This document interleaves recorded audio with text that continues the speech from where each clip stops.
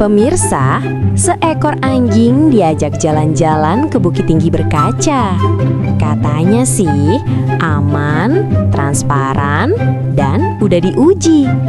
Begitu ngintip ke bawah, anjingnya langsung rapat dadakan. Kaki siap kerja, mental minta cuti. Disuruh maju tapi belum yakin. Mau mundur takut dibilang gak mendukung. Akhirnya dia ambil keputusan paling umum. Diam di tempat, kelihatan sibuk tapi gak kemana-mana.